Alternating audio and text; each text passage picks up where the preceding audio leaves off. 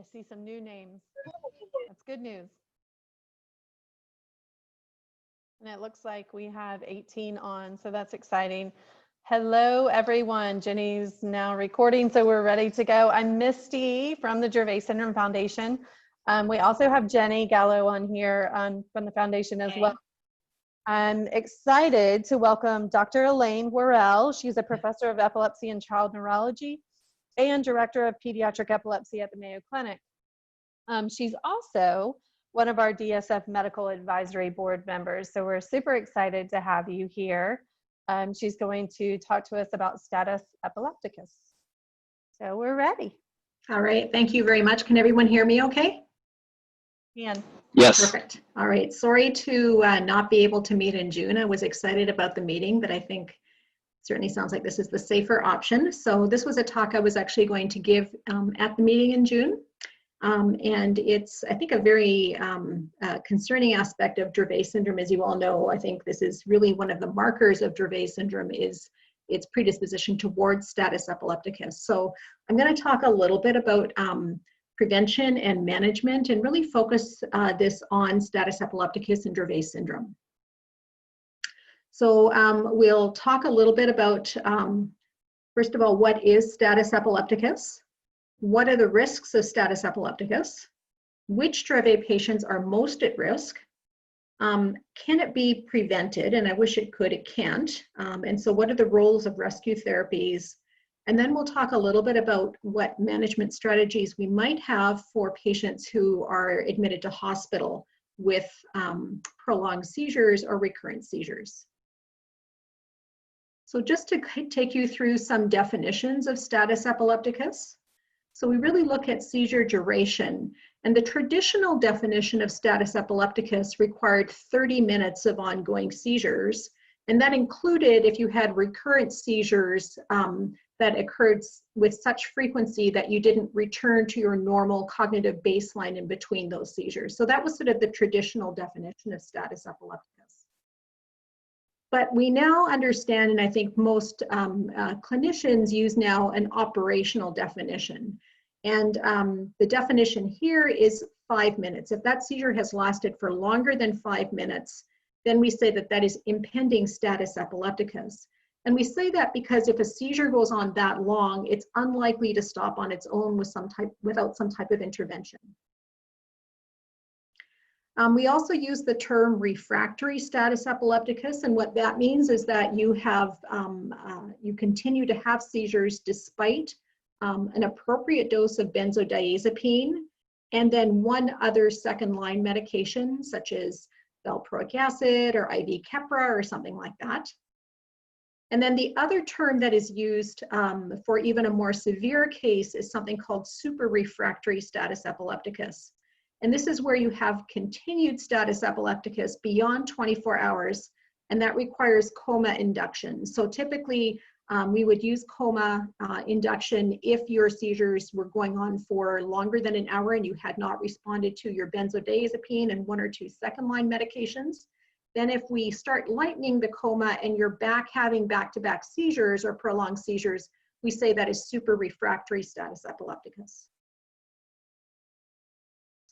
Status epilepticus can be further subdivided based on the type of seizure. So oftentimes in Dravet syndrome, you can have generalized convulsive status, or you can have focal motor status, something called hemiconvulsive status.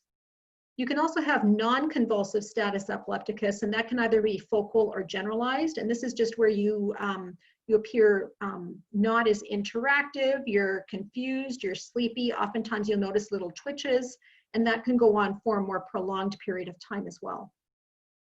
So it depends on the duration of the status, and it depends on the seizure type.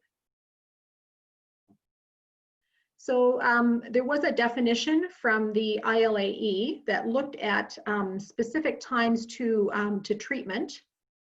And so they looked at the type of status epilepticus, and so you can see here tonic-clonic status epilepticus. So that is either generalized tonic-clonic or focal tonic-clonic. And the recommendation is that you would treat that at 5 minutes. If that seizure hasn't stopped by 5 minutes, that should be treated. And we know for Dravet, oftentimes we actually treat before that time. And the time too was the time at which sometimes we can start to see long-term sequelae of that seizure. So that's the time you really want to have that seizure stopped by. So for tonic-clonic status epilepticus, the time we want to jump in and treat at 5 minutes at the latest, and certainly earlier in Dravet syndrome, and we really want that seizure stopped by 30 minutes. It's a little bit different for the non-convulsive status, the focal impaired aware seizures or the absence status. We think that that is less injurious to the brain. It's not completely non-injurious to the brain, but it's less injurious. And so oftentimes we'll wait 10 or 15 minutes to jump in and start treating that. And we don't really understand so clearly how long that goes before there's a potential for brain injury, but it's probably longer than 60 minutes.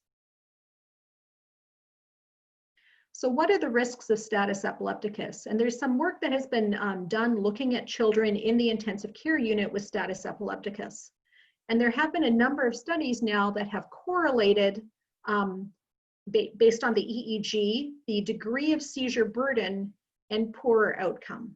And so if you look here, in most kids with status epilepticus, they have status epilepticus for a reason. So they incur some type of brain injury that leads to seizures and also potential disability.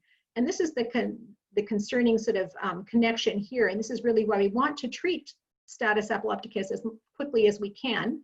And that's because there's concern that the seizures themselves can result in further brain injury and further disability.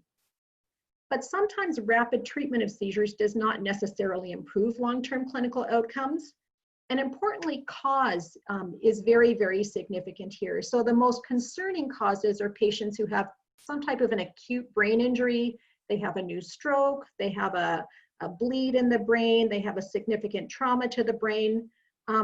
And so we think that people who have non-acute causes probably tolerate the status a little bit better. So some of the complications that we can see as a result of status epilepticus itself, or sometimes the result of treatments that we use for status epilepticus, are pretty common. One of the biggest issues that we run into, particularly in children who need to be placed into an induced coma, so these are children who have refractory status and who have not responded to the benzodiazepines, as well as 1 or 2 other medications.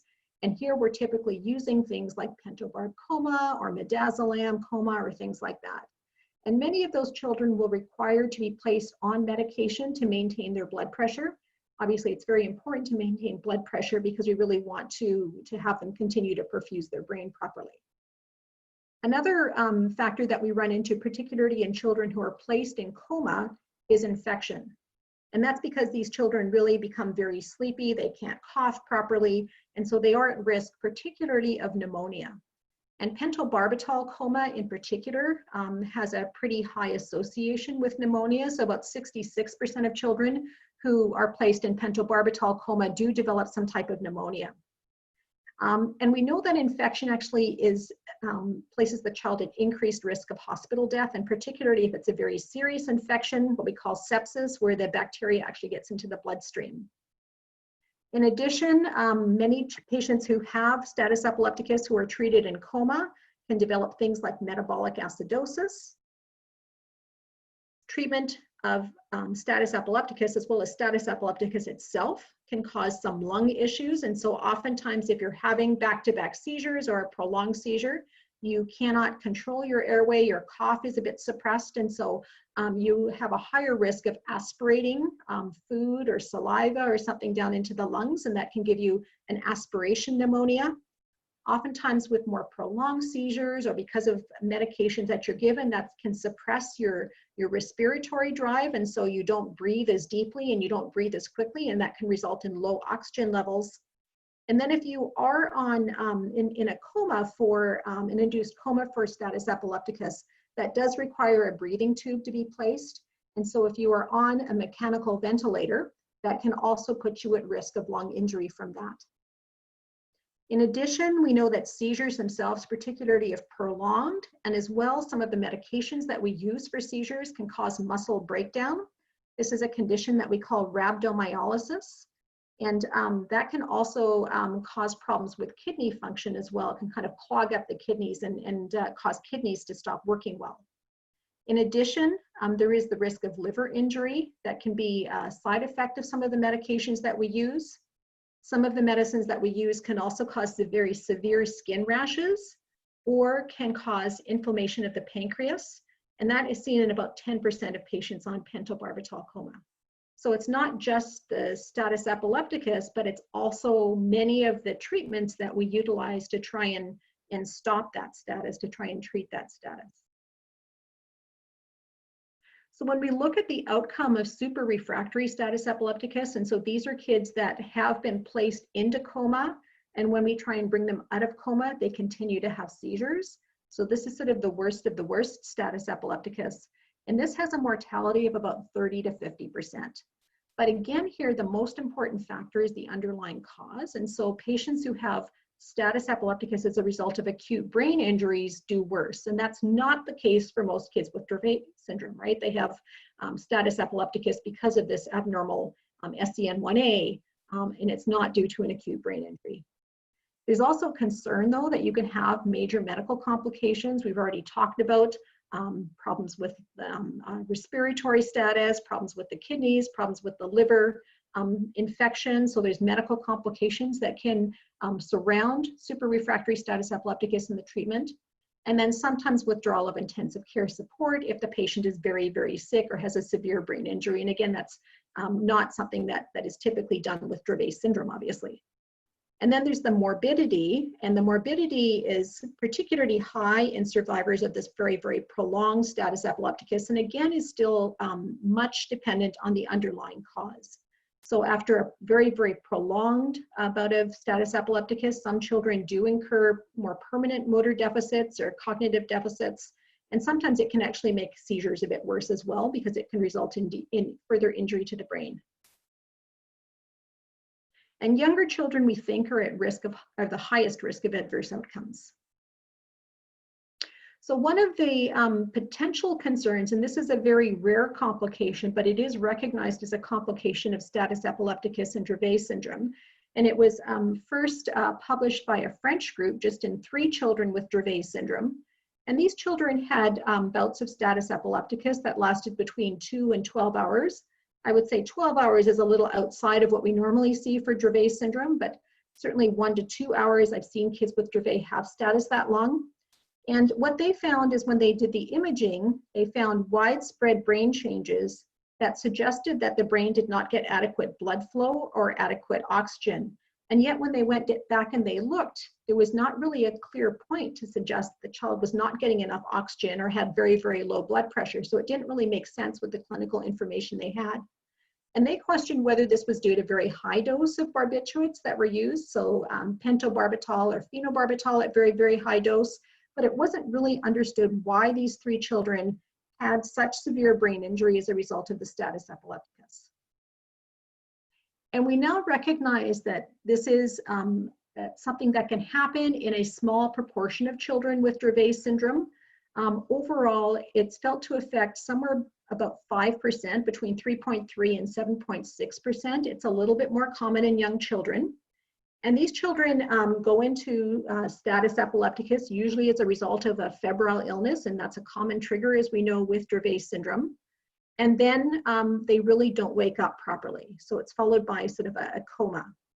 And when people have looked at the MRI, what they see is really significant brain swelling that is pretty diffuse throughout the brain. And then long term, if they repeat the imaging after several weeks or several months, they see that there is some shrinking of the brain. And this particular condition, it's called acute encephalopathy after status epilepticus and Dravet syndrome, has very, very high morbidity and mortality. We don't really understand why this happens. There's thoughts that this may be a change in the brain's ability to respond to prolonged seizures, and that may be related to the underlying sodium channel abnormality in kids with Dravet syndrome, and maybe that predisposes them to such swelling. But we don't really understand exactly why it happens, but I think it's a lesson why we really want to be aggressive about treating status epilepticus and Dravet syndrome.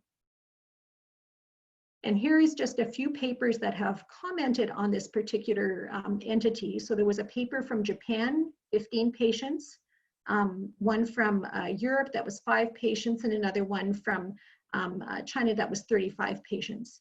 And you can see here that the duration of status epilepticus is not necessarily out of keeping with what some of you, I'm sure, have seen in your children. So 40 minutes, I would say 12 hours is probably a little longer than most people have seen. All of these children have had significant fever.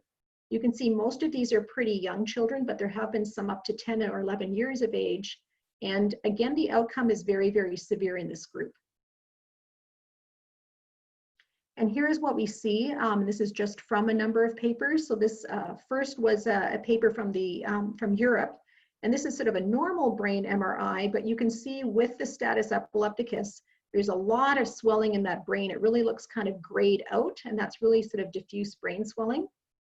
This is another paper from the Japanese, and what we see here is we see in white, pretty diffuse brain injury. That white there is all brain injury. Here is all brain injury. And then this, I think, shows it pretty clearly because it's a seizure that affected half of the brain, and you can see how there's a lot of swelling on this half of the brain. And over here on this half of the brain, sorry. And then this is acutely, and you can, this is acutely and this is chronically, and we can see chronically that there is enlargement of the ventricles. So this whole brain, the whole hemisphere has kind of atrophied, has become small. So which Dravet patients are at highest risk of status epilepticus? We know that the highest risk is in the young children, so children less than 5 years of age. And we do see a reduction in status epilepticus, typically later childhood and adolescence. And thankfully in adulthood, these prolonged status epilepticus bouts are actually pretty uncommon. So I think this is in keeping with the typical evolution that we see when children initially present. For the initial 2 years, we're really worrying about those prolonged either focal or generalized convulsive seizures. Then we start to see development of some non-convulsive seizures in addition to the prolonged convulsive seizures. And then by adolescence to adulthood, oftentimes that's falling off a little bit. And what we often see are brief generalized seizures that occur just out of sleep. So the question is, can you prevent status epilepticus? And I really wish we could, but we can't. I think the best that we can do is to really pay attention to the breakthrough seizures, to try and choose the best medications to reduce seizure burden. We all know that it's very, very tough to completely prevent seizures in Dravet syndrome, but really try and choose the best combination of medications that will not give excess side effects, but also provides the best seizure control.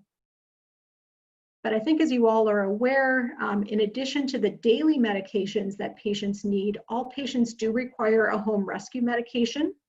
And in addition to that, all persons need some type of a rescue plan that will outline treatment if the home rescue medication doesn't work. We know that a lot of times people live in smaller communities. Their local hospitals may not have a lot of expertise in dealing with children with prolonged status epilepticus. And I think that if we can, as a neurologist, generate a rescue plan that can either be housed at your local emergency room, or you can take it in if your child goes, you can show it to the emergency doctors. I think that the likelihood is that we will then be able to get those medications in a much more timely manner. So if you don't have a rescue plan in addition to your home rescue medication, I'd really encourage you to talk to your neurologist to get that.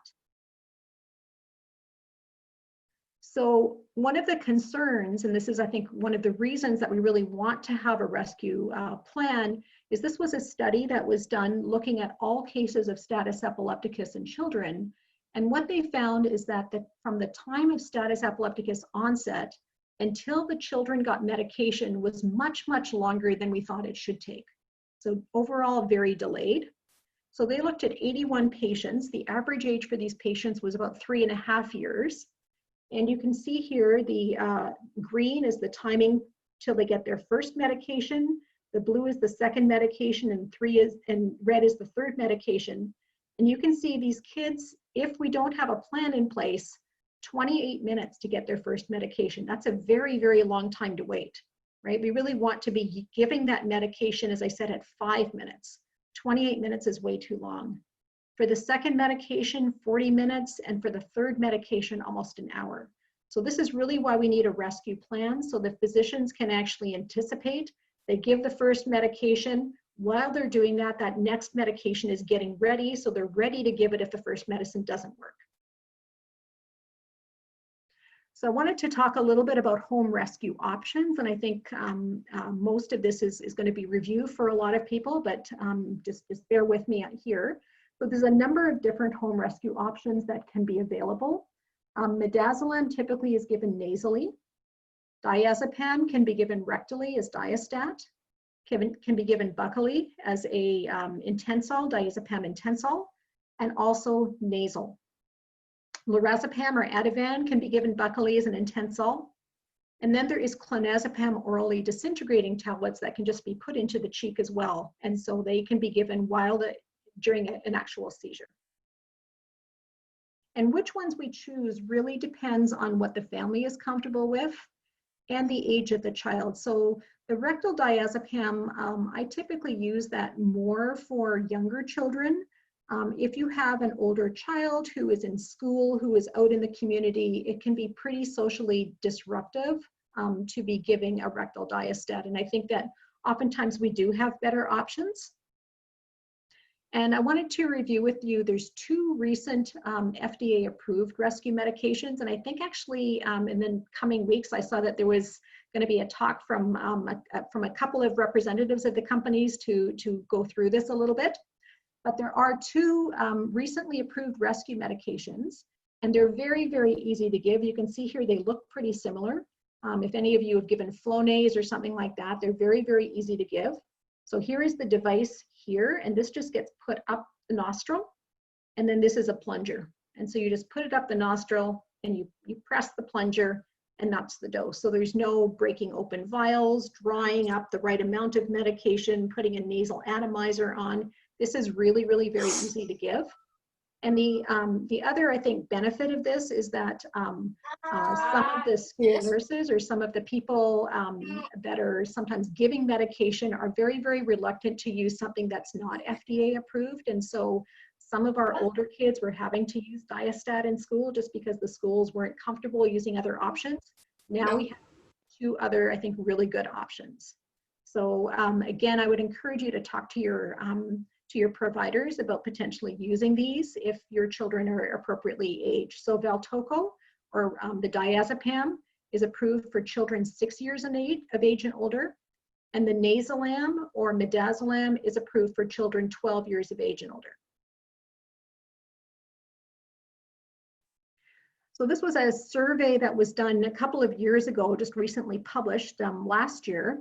And we looked at US pediatric epilepsy doctors, and we asked them, what is the most commonly used medication that you prescribe for children who require rescue medication? And typically what we heard was Diastat for young children and infants, typically less than 2 to 3 years of age. And also Diastat was pretty commonly used for severely delayed older children, particularly if they spent a lot of time in their own home, sort of in the privacy of their own home. For all others, nasal midazolam won out. And for cluster seizures, again, Diastat for infants and severely delayed young children. And clusters, the oral disintegrating tablets of clonazepam could be used for older individuals. So there are a number of different rescue medication options.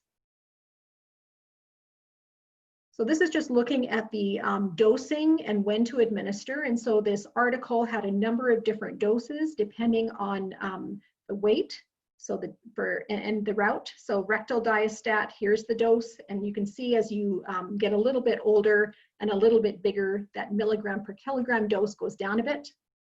For the buccal into the cheek. And then you can see the different doses for midazolam as well.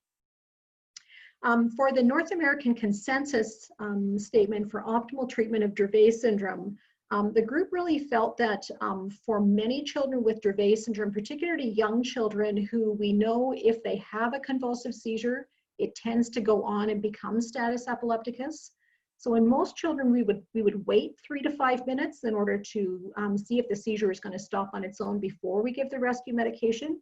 But for that younger group of kids with Dravet syndrome, where every time they go into a seizure, or almost every time they go into a seizure, that becomes a prolonged seizure, it does not make any sense to wait. And so for those young children, we typically recommend that the rescue medication be given at seizure onset. For children whose seizures often will stop on their own and often will be self-limiting, I think it's reasonable to wait 3 to 5 minutes, but for those young ones, I think you want to get the rescue medication in right away. There's often a question, what do you do for clusters of convulsive seizures? And generally we recommend that rescue medication would be given for those as well, but there was no real consensus for what you do for clusters of non-convulsive seizures. So sometimes kids with Dravet syndrome can have recurrent absences or recurrent myoclonic seizures. And those we think are less injurious. And I think it's less clear, that we should jump in and treat those. Many people will jump in and treat those after 15 or 20 minutes, but I think that's a discussion to have with your healthcare provider. So then what happens if the rescue medication doesn't work?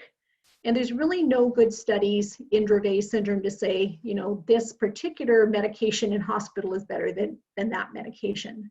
I think what I've certainly learned is to individualize to each patient. And you should actually have some type of a plan that is formulated by the neurologist who knows your child best, with input from the family who has been through a number of these treatments as well, and really together come up with a plan of this works best for my child. And then put that down into writing so that can be shared with other medical professionals.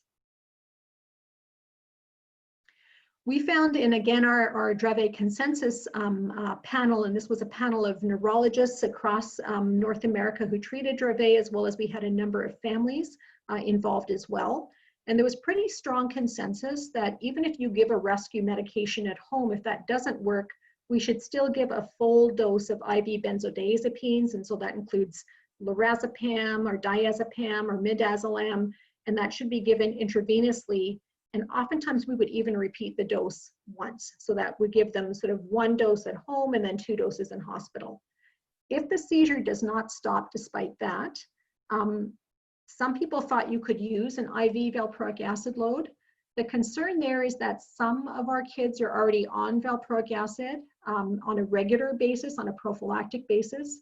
And some of those kids have already pretty high levels of valproic acid. And so if that's the case, you really can't give another load. You're just going to make the child toxic. It's not going to really be beneficial. Some people would use IV levetiracetam or IV Keppra in that situation, but really not a lot of consensus on what the next option should be. And I wanted to talk a little bit about the importance of early treatment and why do we treat early. So if we look at what's happening at the level of the brain cell, so this is the brain cell and this is the actual cell membrane, and we have these specific receptors on the membrane called GABA A receptors. And these are the receptors where our rescue medications are binding. So if we give midazolam, or we give Ativan, or we give diazepam, the medication binds to these GABA A receptors, and then that actually results in the cell becoming hyperpolarized or less excitable, and the thoughts are that then stops the seizure. What happens if you have status epilepticus? It's not a great design, but this is actually what happens, is that you actually have those receptors that are then taken into the cell. And the longer the status goes, the fewer of these receptors are available on the surface of the cell. And what that means is the longer the status goes, the less likely it is to respond to benzodiazepines, because you get internalization of those receptors where those medications act. And so the quicker we treat, the less likely this process will have been ongoing. And here's just another example of that. So this is a study that was done by Drs. Goodkin and colleagues, and this was in an animal model. And what they did is they stained the cells for GABA receptors. And so the green colored were the ones where the GABA receptors were actually on the surface. This is where the GABA receptors were actually internalized into the cell. So these are receptors that are no longer available on the surface. And then this was the combination of the two. So the more green the more receptors you still have on the surface, the more red, the more internalized those receptors are, and so they're not available for medications to act. And then you can see here the duration of seizures, so 0 minutes, 10 minutes, 20 minutes, up to 60 minutes. And you can see here that early on in status epilepticus, it still looks pretty green, so there's still a lot of those receptors that are available on the surface, so the medication should be more effective. But the longer you go in status epilepticus, the more red we see, and so there's less receptors available for those benzodiazepines to act. So we really say that there's a window of opportunity here, and the earlier we treat, the better the child does. So what this means is that we want to administer those benzodiazepines fast. And this is data again from the Pediatric Status Epilepticus Research Group. And they found that if you delayed benzodiazepines, so you delayed it more than 10 minutes after seizure onset, there was a slightly higher risk of mortality, as you can see here, the light blue, as opposed to the dark blue where they gave it within 10 minutes. And also there was a higher likelihood that you would go on to require other infusions. So you would go on to require ICU treatment and potentially induction of medical coma to try and treat that seizure. And so again, really important that if we're going to treat this, we want to treat it as early as we can. So there is some guidelines that are available for children with convulsive status epilepticus, and those came out from the American Epilepsy Society. And so these are available to all neurologists. As we said, typically we would give the benzodiazepine, so that would be midazolam or diazepam or Ativan, as a first-line agent. So if the child came into the hospital, you have given the rescue medication, it has not worked, we would still give an intravenous benzodiazepine at a full dose and possibly even a second dose. But then after that, it's a little unclear. So we talked about how some people are using valproic acid, and that's an option for children who are not on that at high doses, or potentially levetiracetam, again, an option for people who are not taking levetiracetam. But if that doesn't work, what are other alternatives? So there is a medication called Vimpat or lacosamide that can be used. Phenobarbital can be used.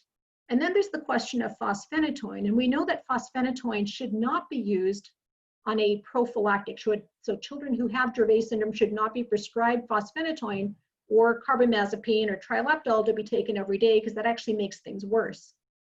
What is the question for status epilepticus? Should it be used or should it not be used? And we looked at that actually in our consensus, our North American consensus. And when we surveyed the physicians, we really found no consensus. So we had 7 of 13 physicians in the group that said, yep, I use it. And then we had 4 of 13 who said, geez, I probably wouldn't use it in Dravet syndrome. It would be non-preferred. And most families felt that it really didn't work very well when it was given. So most of the families actually rated it as not preferred.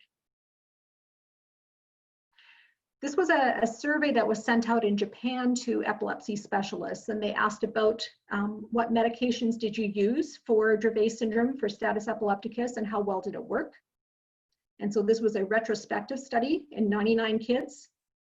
And you can see here, so the blue is excellent response. Typically the seizures stop within 10 minutes of being given that medication. The red was, there was some benefit, and the green is it really didn't do anything or potentially even made the seizures worse. And here is IV diazepam, IV midazolam, IV phenytoin or fosphenytoin, lidocaine, and then a barbiturate, thiopental. And you can see here in the Japanese data, it would suggest that maybe the phenytoin and the lidocaine don't really work as well for kids with Dravet syndrome. So again, I think most people are a bit cautious about potentially using that.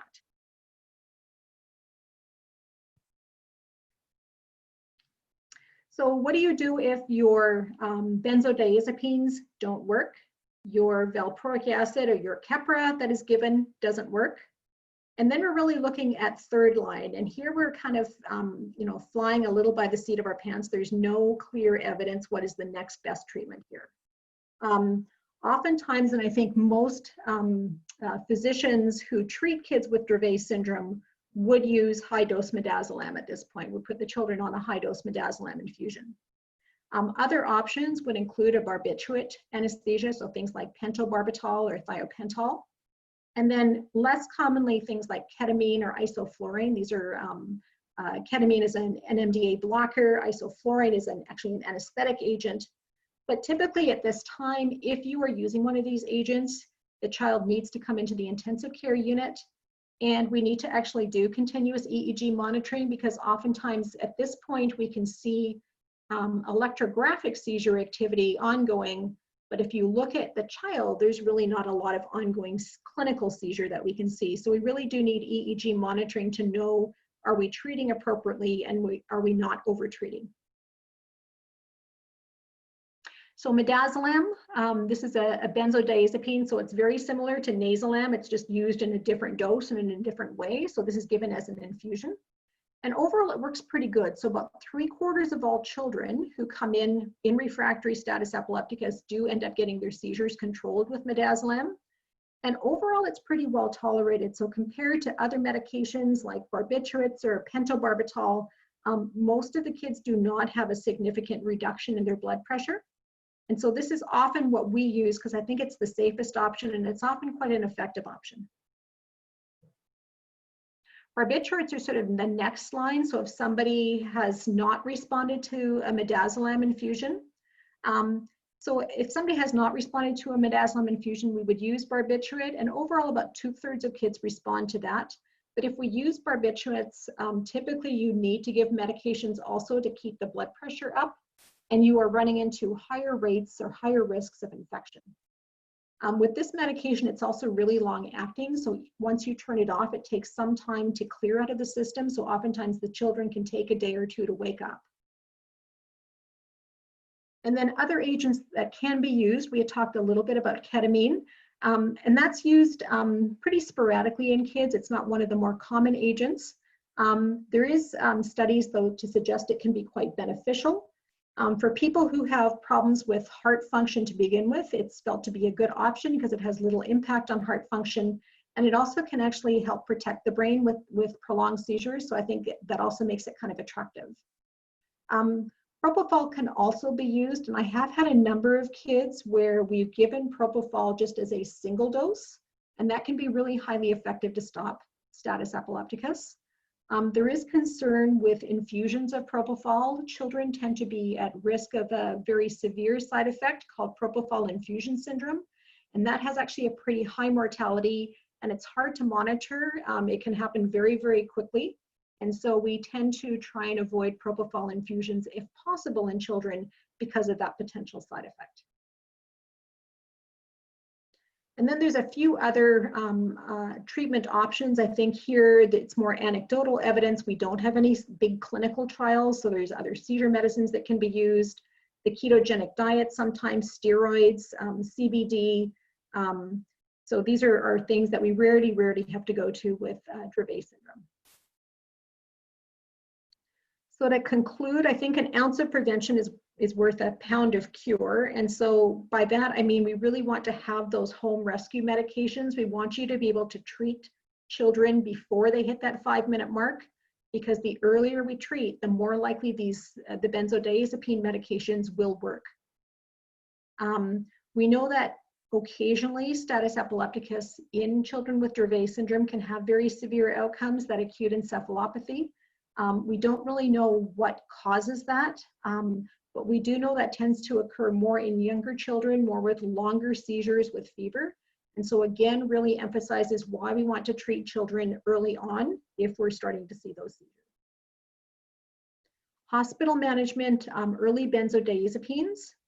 If that fails, typically levetiracetam or valproic acid would be used, and then oftentimes we would go on to a midazolam infusion. But again, it's not really a cookbook. It really needs to be individualized to what has worked in the past.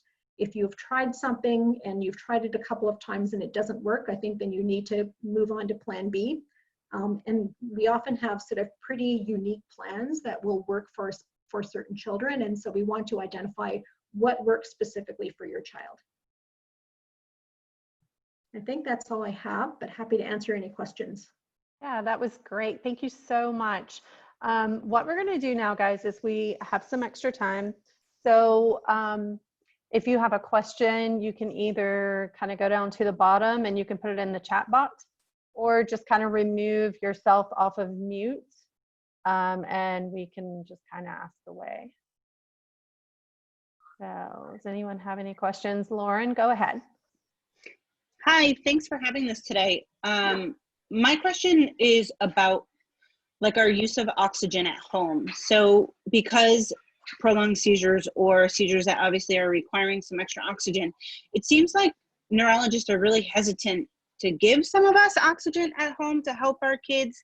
And I'm just wondering like why that is, or why the consensus is to give us a few more tools to make sure that our kiddos are still breathing or breathing well when we do have seizures that aren't stopping, and they're not stopping easily, and they're not stopping with multiple doses of diastat at home, and we're waiting for an ambulance to kind of help us, like give us another tool. I'm just curious about the wide range, because it seems like some families have been able to get oxygen easily in ambu bags or whatever it may be, and then some of us run up to walls, and we are treated at many hospitals. Like my son goes to 3 different hospitals, or has been, and we kind of get the same response from every doctor that sees us, and they just won't make that something available. Yeah, and I think again, it's very individualized, and I think it's really important on, you know, the history of your child. I think kids with Dravet syndrome often can have pretty prolonged seizures and can often require, you know, a number of doses of benzodiazepine. And for some of our kids, depending on where they live and how quick they have access to EMS, we will advise the families that they can give a second dose of rescue therapy. And particularly in children who have prolonged seizures where they have required a couple of doses of rescue therapy, I think it is not at all unreasonable to have oxygen available. I think the consensus from many neurologists is no, we don't really need to do that. But I think Dravet syndrome is a bit of a different fish. And you know, when you look at it, these are kids that tend to have prolonged seizures. With the rescue medications, I think the oxygen levels can go down a little bit. So I'm pretty open, I think, to consider oxygen. And I think that's a discussion to have with your neurologist. So could I ask you what then would be like the surefire way or words that we can use? Because we're treated by some pretty high profile Dravet doctors. And personally, we're treated at Yale New Haven and also at Mass General. And no matter what, no one will do that. So I'm just curious, like, what if you had a patient, what could they say to you to convince you to allow them to have that at home?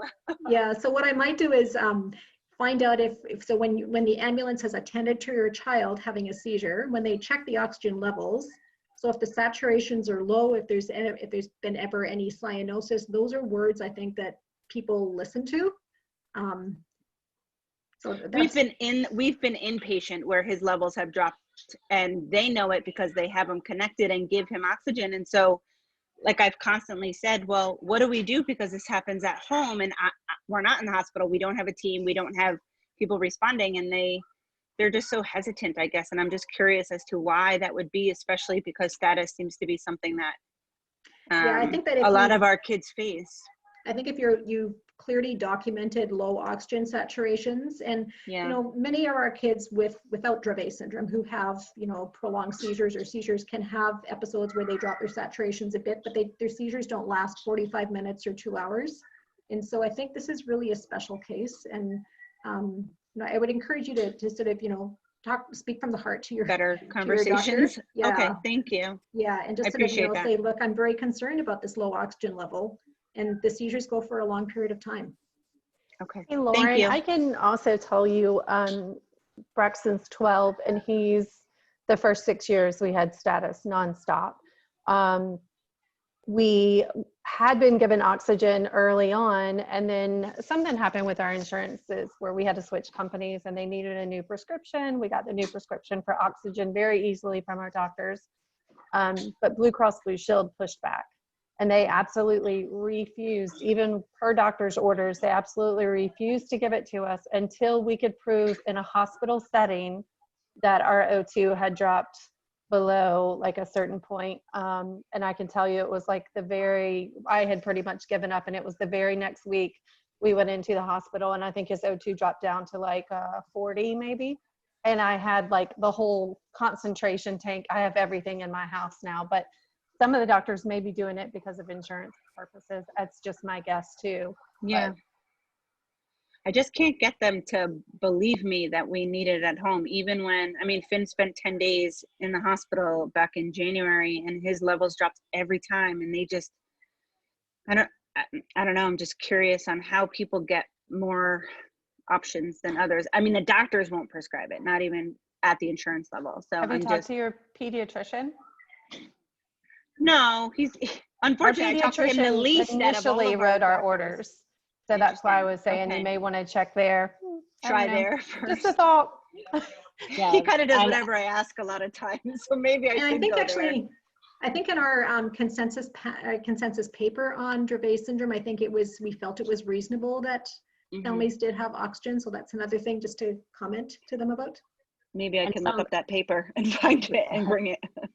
Somebody did mention too, Lauren, in the chat window to speak to a pulmonologist.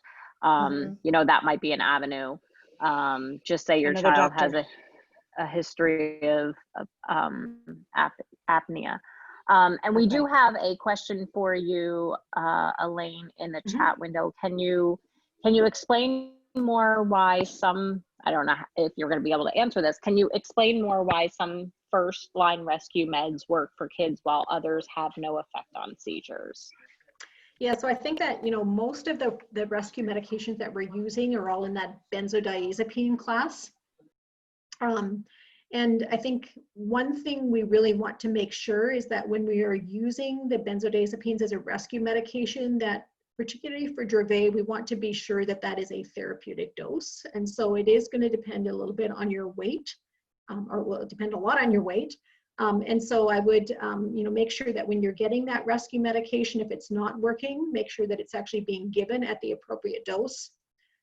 There is some thoughts with benzodiazepines that if you are on chronic benzodiazepines, or if you're using rescue medication quite frequently, the brain becomes a little bit immune to that particular medication. It may not respond as well.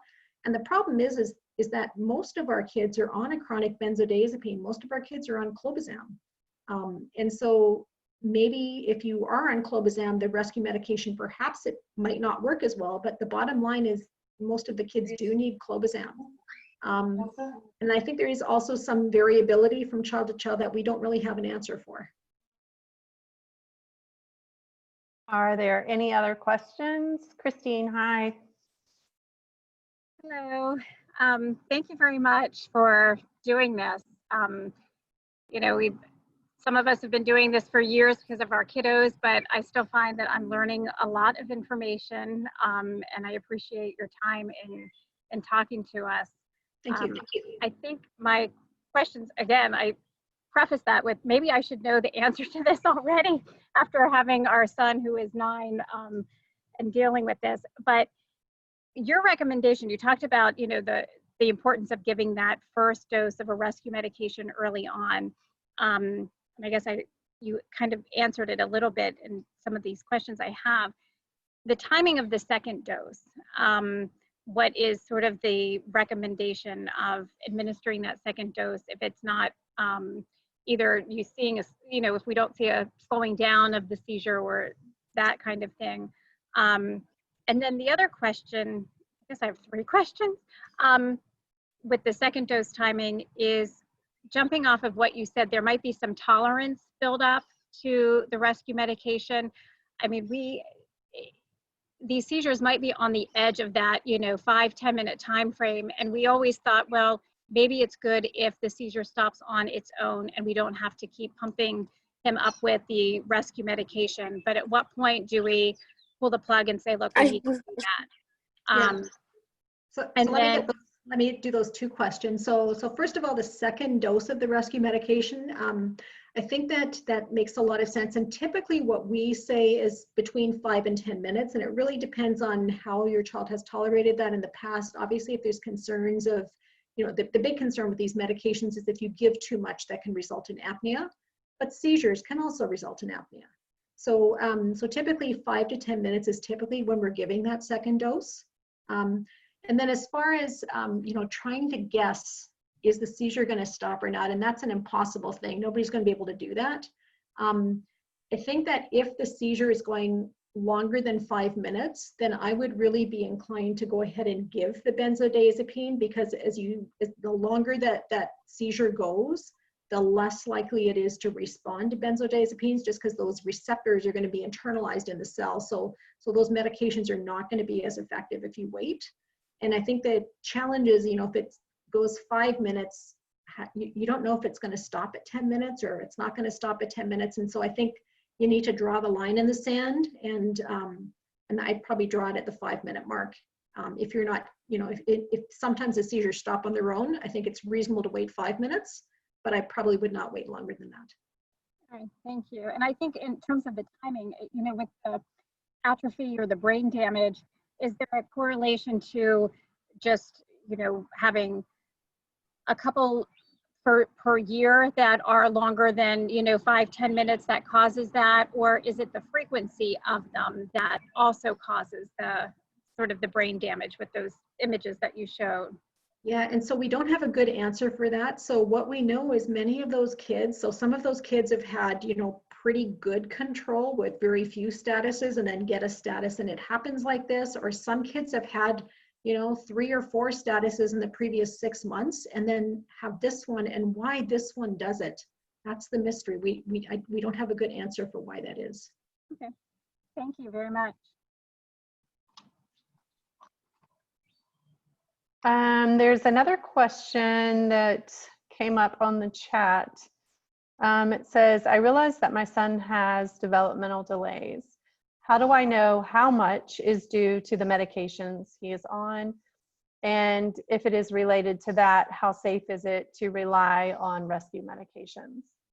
Yeah, so when we look at development in kids with Dravet syndrome, we know that this is what we call a developmental and epileptic encephalopathy, meaning that the sodium channel mutation itself, even if we could take away the seizures completely, that sodium channel mutation will also result in developmental delays. In addition, I think there is now evidence out of a study that came out of the Netherlands that looked at kids who were on contraindicated medications, things like the sodium channel blockers, carbamazepine, phenytoin, trileptal, and we know that those kids who are treated with more prolonged contraindicated medications in adulthood had greater developmental problems. So there's probably both packages. There's probably a reason related to the sodium channel problem, as well as children who have very poorly controlled, more frequent status epilepticus. That probably is additive. I think for most of the medications that we have for Dravet syndrome, there's not clear evidence. I think there's not evidence that they worsen the child's development. So you want to be sure you're on a Dravet specific medication and you're not on something like lamotrigine or a sodium channel agent that's going to worsen things. And then I think the question is the doses. So I certainly see kids who are on high dose clobazam who are sort of more poorly coordinated, very sleepy. And so we do worry a little bit about that. And I think there is a balance of, how much medication for seizure control, but I would be very anxious about coming completely off all medications and just relying on the rescue medication. Did that answer your question? That one was in the chat box, so okay. I'm sure they'll speak up if it did not. We have just a few more minutes. Are you okay, Dr. Wirrell? Absolutely, yeah. Okay, perfect. There's another one that came up on chat. It says, let's see. It's moving on me, I'm sorry. There were some known interactions, I guess, between stiripentol and some benzos. Mm-hmm. How does this affect the choice and amounts of rescue medicine? Yeah, so it doesn't actually affect the choice or amounts of rescue medication. We do know that there's an interaction between stiripentol and clobazam, and also a very similar interaction between cannabidiol and clobazam, that the stiripentol and cannabidiol are going to significantly increase the levels of clobazam as well as its active metabolite. And so If you're on those medications, typically we reduce the amount of clobazam that you're on. But because you're giving rescue medication just as a single dose, that does not affect the dose. You wouldn't give a lower dose of rescue medication because you're just giving a single dose. You're not giving repetitive doses of that every day. Let's see.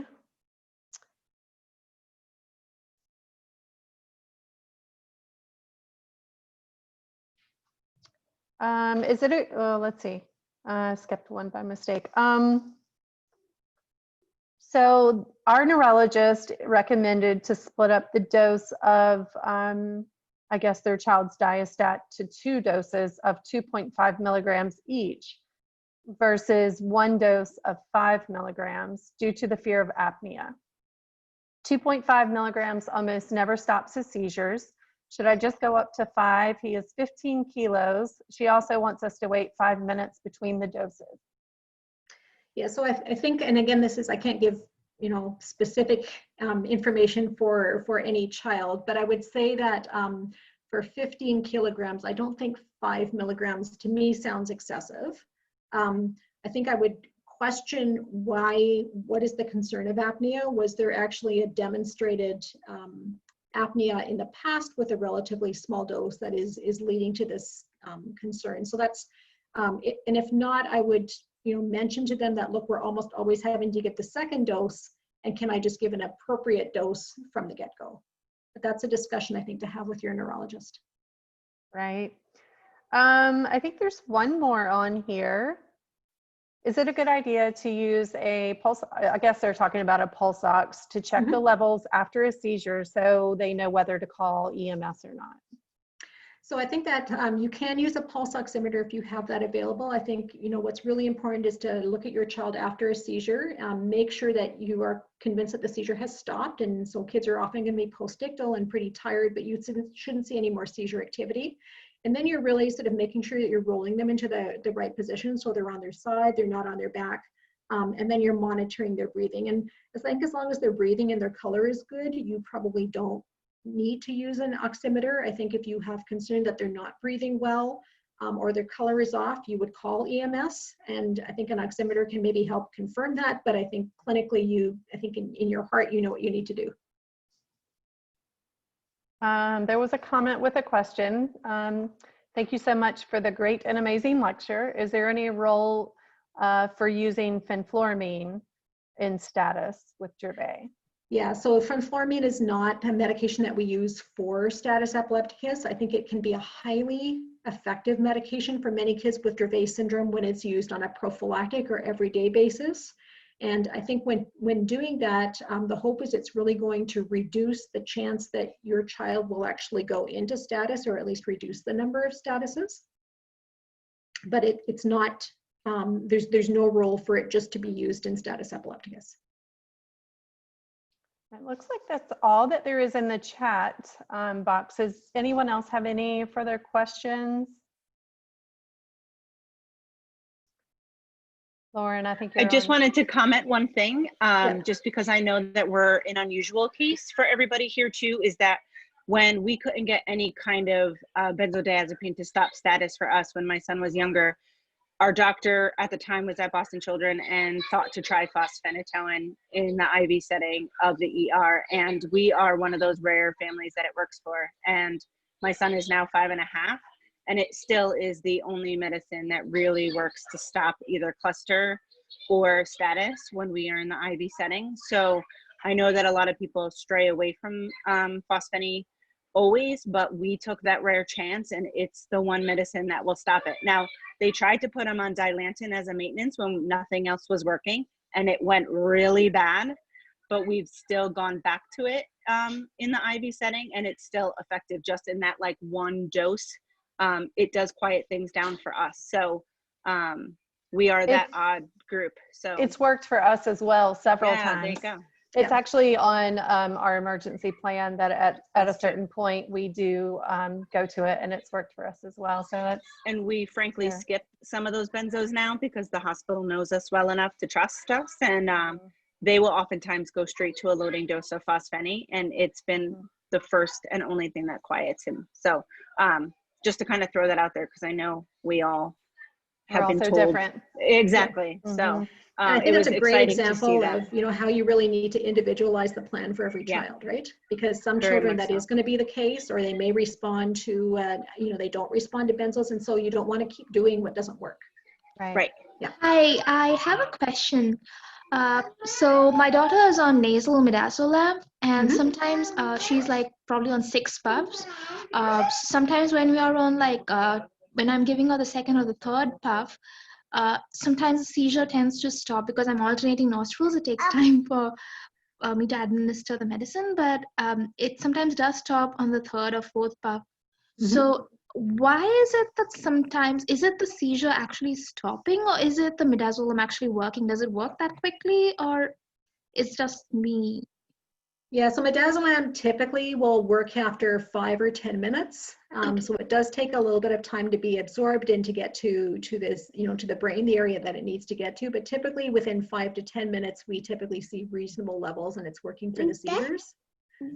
So if it's stopping, I would say within, you know, 30 seconds of giving the nasal midazolam, it may be that it was just going to stop on its own. But again, don't second I guess could just yourself. say something anecdotally. I see the same thing with my daughter. It's happened enough times that I know it's not a coincidence. Something shifts in her eyes within the second or third spray, and I know then whether or not it's going to work. So I think maybe this is what this woman is saying. 'Cause I do see it, and it's just, the seizure itself doesn't end, but you see something more in her eyes. Yeah, it's like it actually changes. I didn't probably put it properly, but No, I yeah, see it sort of changes, and you know that it's stopping, right? As Right. opposed to, you know, sometimes you know even at the 3-minute mark that it's just not going to stop because of the kind of seizure that is. No, But I know exactly what you're talking about. I see it too. And I can tell within the second or third spray, if I see that shift in her eyes, I can see it's working. the other question is, we were told that you can't really give midazolam like more than 2 doses in 24 hours. So if we do have one seizure, we're supposed to wait for some, you know, if you're given 1 dose and it doesn't work, we're supposed to wait for at least half an hour before we can give the second dose. So the question about when to give the second dose, and you mentioned 5 to 10 minutes, that got me a little confused. Yeah, so I can't give specific advice for your child, but I think that for many cases, we will advise the family that they can give a second dose after 5 to 10 minutes, because obviously you're not, if it's a convulsive seizure, you know, and you can't give it for half an hour, that's a problem. You're not going to keep your child at home, and you're going to end up calling EMS, and they're going to come and give a second dose. And I think the big question is your child going to tolerate that second dose? So they need to, you know, we usually, as a neurologist, I would look at what is the milligram per kilogram and what is the risk of, you know, your child developing breathing problems if I give too much of a dose. And I think if I'm, you know, if that has happened in the past, obviously I'm concerned if I have a history that your child has been able to tolerate that, then I think it's safe to give the second dose at home. So that's a discussion to have with your neurologist. Okay, thank you. It was absolutely great listening to the seminar. I just realized how lucky I am to have my daughter with me. Can I ask a question? Hello? Hi. Yes. Did someone want to ask another question? Yeah. Hi, Dr. Wirrell. Thank you so much for all the information you had to offer today. From Waldman. Remember me? Yes. Okay, so hi. So I just wanted to know, should I have any concerns with starting fenfluramine now with the COVID, since like fenfluramine had maybe some type of like the side effect of thickening of any of the like arteries, the valves, and then COVID could affect the respiratory, like anything linked to that, like? Yeah, so I think that we have been actually, and it's you know, we can't make a blanket statement, but I've actually been fairly happy from what I've heard from my colleagues across the US, as well as colleagues in Europe, that it would seem that children who have Dravet syndrome do not seem to have a significantly higher risk of developing serious side effects to COVID. I think that you know, we always want to be cautious, and I think with any intercurrent illness with Dravet syndrome, if you become febrile, that certainly can lead to recurrent seizures, can lead to seizures worsening, but we've not really seen a lot of information to suggest that kids with Dravet syndrome are at risk of developing a more severe respiratory illness or pneumonia with COVID. Having said that, I think it makes absolute sense to continue the social distancing and be very cautious about, who is allowed in your home. Be very cautious about taking your child out into a large public setting. I would still be very, very leery to do that, but I don't think that we see a lot of evidence that kids with Dravet syndrome are at significantly higher risk of severe disease. Right here. Okay, thank you. I knew my dog was going to start barking, and I apologize. Okay, just if I'm hoping there aren't any other questions. I'm sorry. My husband's getting him. That's a good service dog for you. He's protecting the house, right? Yeah. Okay. So if there aren't any further questions, thank you, Dr. Wirrell, for joining us Thank you and for giving having me. us just a wealth of information here. I did want to say something really quick about next week. We were supposed to have UCB on to discuss Midazolam. Unfortunately, that has been moved. If you registered for that, you've probably already received an email letting you know it has been moved to August 20th. But we do have another special edition on Friday, since that's not our typical day. So on the 22nd, I wouldn't miss it. We're going to be talking about telemedicine, which is starting to be a new thing. And what happens if you're in another state and you want to see a doctor that's not in your state. And I'm sure they're going to have insurance questions and all of that good stuff. So that'll be next Friday again at 3 o'clock. And if there aren't any other questions, we can go ahead and close this session. I want to thank you all for joining us, and happy Friday. Thank you. Thanks. Thank you so much. Bye. Thank you, guys. Bye-bye. Thank you. Thank you.